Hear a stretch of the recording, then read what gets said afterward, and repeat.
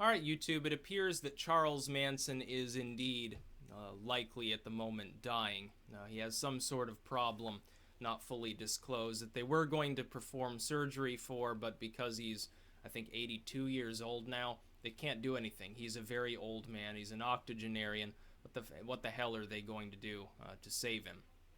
Now, before anyone jumps down my throat, due to the title of this video or anything else, I will explain to you fully my understanding of the reality behind the Tate LaBianca murders, the reality behind Charles Manson, what I think of him, and so forth.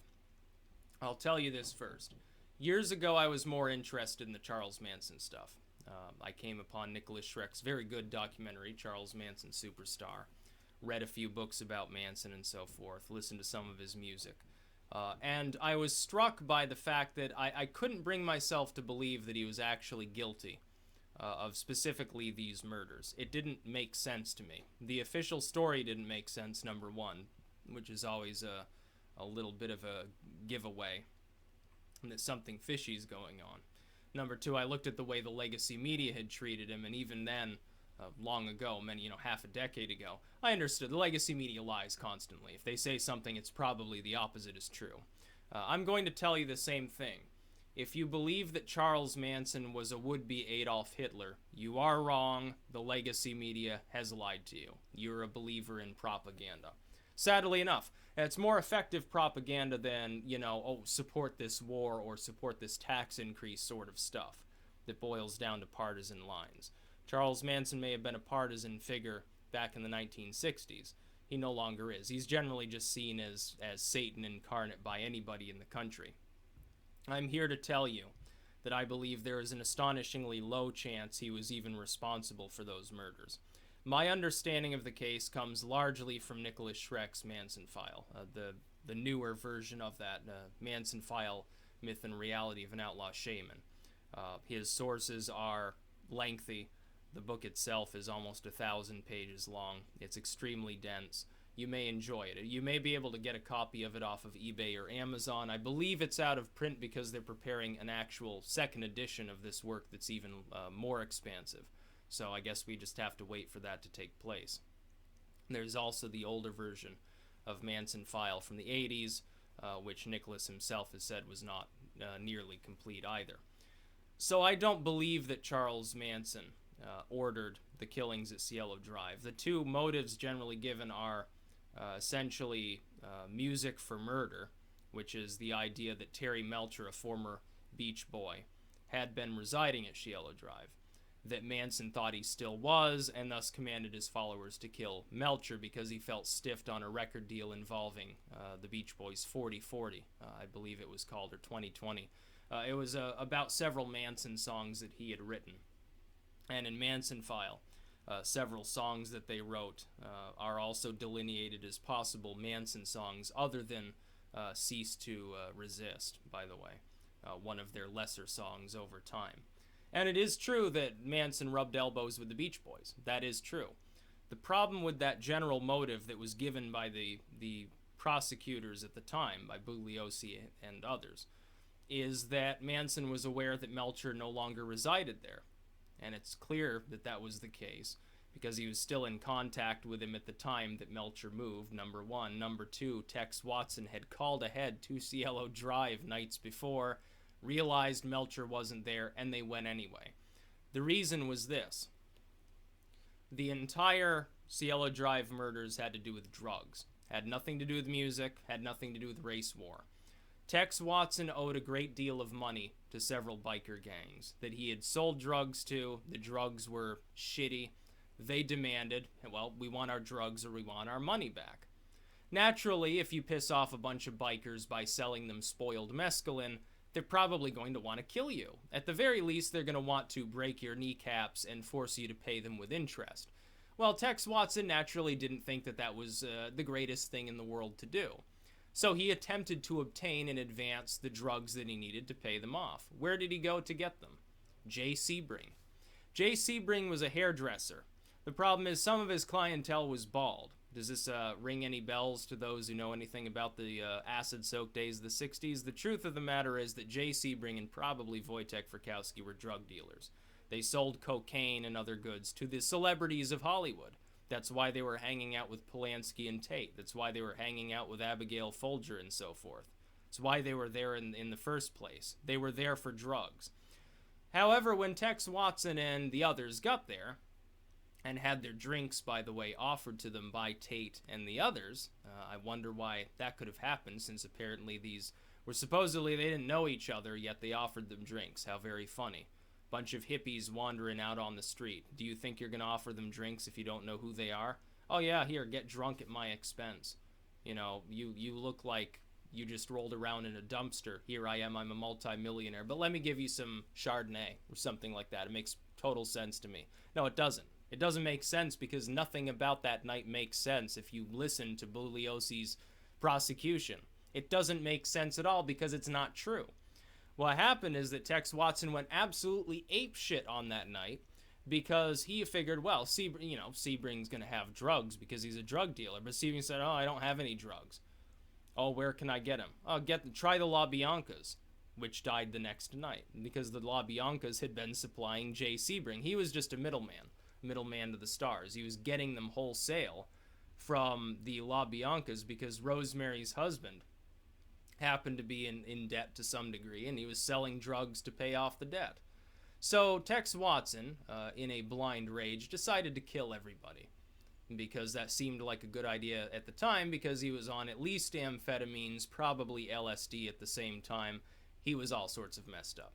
So they go over the next night to the La Biancas. Now Manson says, well, I don't want a repeat of that crap. Now he was aware that all of those people had died at Cielo Drive. In fact, he may have been physically there after they left the first time. That is one conjecture Nicholas gives. I'm not sure if that's entirely the case, but it's possible. Realizes a bunch of murders have been committed. Whoops! Well, we can't have that again. Here, we'll tie up the La Biancas. You take their drugs, and then we'll pay off the bikers. We'll fiddle around with this afterwards. Manson leaves, thinking that Tex Watson this time is actually not going to slaughter everybody. Then the La Biancas reveal, oh, we don't have the drugs either. So off they go. They get killed as well. And that's essentially what happened. Manson should have been tried as an accessory to murder, not as somebody who planned mass murder. The idea of this race war crap is you have to be stupid to believe that even on a significant amount of drugs, somebody even illiterate like Charles Manson would believe that they were getting secret messages from the Beatles to go start Helter Skelter. You have to be crazy to believe the official line that was given to people by Bugliosi. It doesn't make sense. The fact is, back in the end of the 60s and the early 70s, it made sense that, yeah, if you take too many drugs, you'll think all sorts of weird things. You'll think you're in Neverland. You'll think you're in Oz or something, and you'll do whatever you're told because you're essentially zombified. Your brain's been pickled by LSD. We now know that's not the case. That's not what actually happens. And Watson wasn't on psychedelics anyway, or maybe in addition to amphetamines, he was an amp freak. He was the one that killed all 7 people at both scenes. That was Tex Watson. Tate's mother, I have footage of this, I believe, on Fat Hawaiian Man, came out and said, oh, this wasn't the Manson murders, it was the Watson murders. Tex Watson killed everybody there. Manson didn't. Now, do you think she had some deep-seated love for Manson? Of course not. She probably thought he was a total scumbucket, but at the same time, he didn't actually stab her daughter or anything like that, or was it her niece? Can't remember whether it was the mother or the aunt actually being interviewed there. Regardless, though, the official story makes no sense. So my look at the Manson case here, as he apparently is succumbing and getting ready to cross over into the great realm beyond. Don't be too cut up about Manson, because he's not Satan, he's not a would-be Adolf Hitler, there was no Helter Skelter, it did not exist. These idiots claiming to be Manson's best friend, claiming, oh, Charlie is my messiah, Charlie's my teacher, Charlie's such a great man. You know what Charlie Manson would have done to a lot of these females who lionize him? If he had known them back in the 60s, he would have pimped him out. He would have said, oh, you're no use to Uncle Charlie unless you go make me some money. He wasn't a nice dude. He was a pimp. He was a car thief. He was an arsonist, certainly guilty of assault, drug dealer. Now, do I care if somebody deals drugs or burns a bulldozer or something? I consider that lesser. It's totally secondary to the idea of him being a mass murderer or some race war heretic or something like that. but he was still a con. The fact is, as well, there's something else we have to remember here. There's a reason why the DA that was put there specifically to roast Charles Manson, who wasn't even supposedly at Cielo Drive, and left shortly after tying the LaBiancas up. Why would Manson be the one? Why would the state base its entire case off the testimony of people like Watson and Atkins, who were totally high at the time and whose weren't actually evidence at all? In fact, their testimony in a modern court of law would be completely thrown out. If you're high enough so that you're taking commands from another person, then you're too high to properly remember what happened at any given time. But they accepted the testimony anyway. Why? Why was this testimony dragged forth, knowing full well that unless the judge was totally incompetent, and he was, by the way, and the defense attorney was completely incompetent, who I wonder why he had that specific defense attorney and wasn't allowed to represent himself.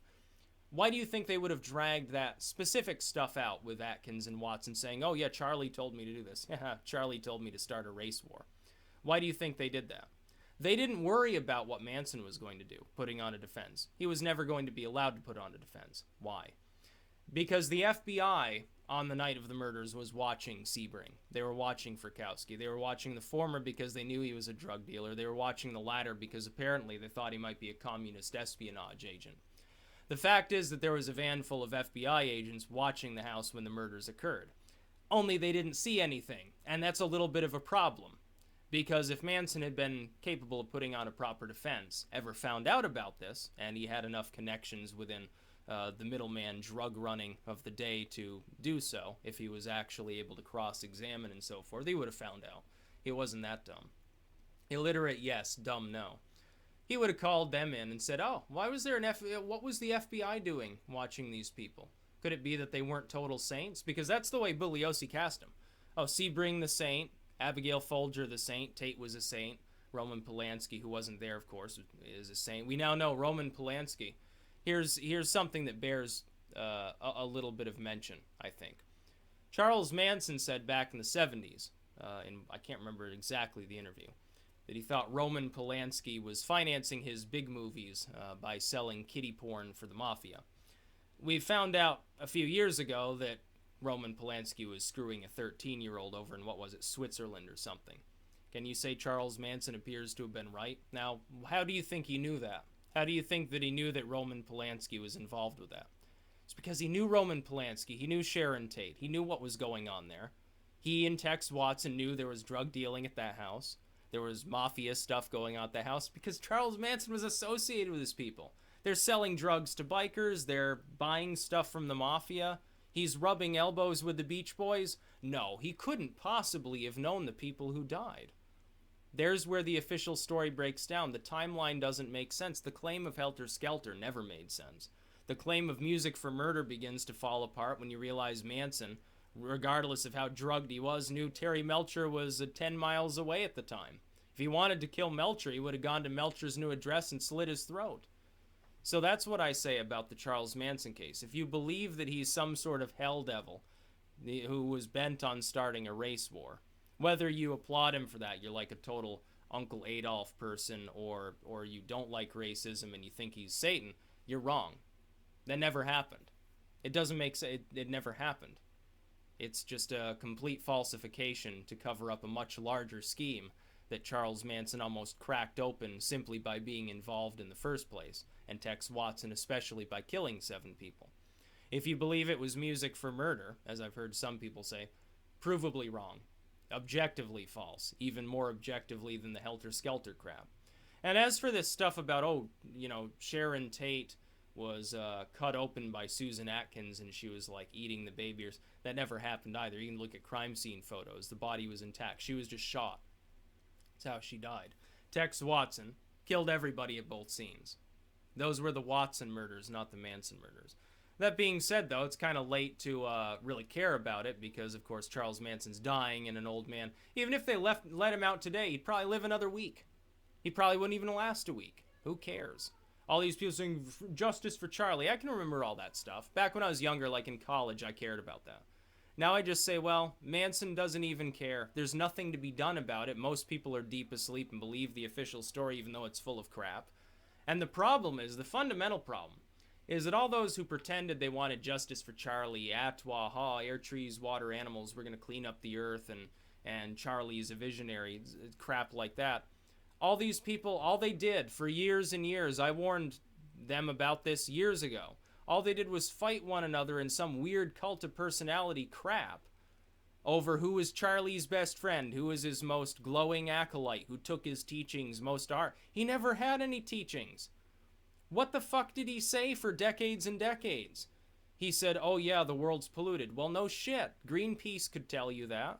I could tell you that. Some random person on the street could tell you. You don't need Charles Manson to tell you that things are dirty or that the world is destabilized and people are screwed up. Yeah, he probably knows better than most that the justice system's screwed up. A million other people know that too. Why the hell are you lionizing Charles Manson for it?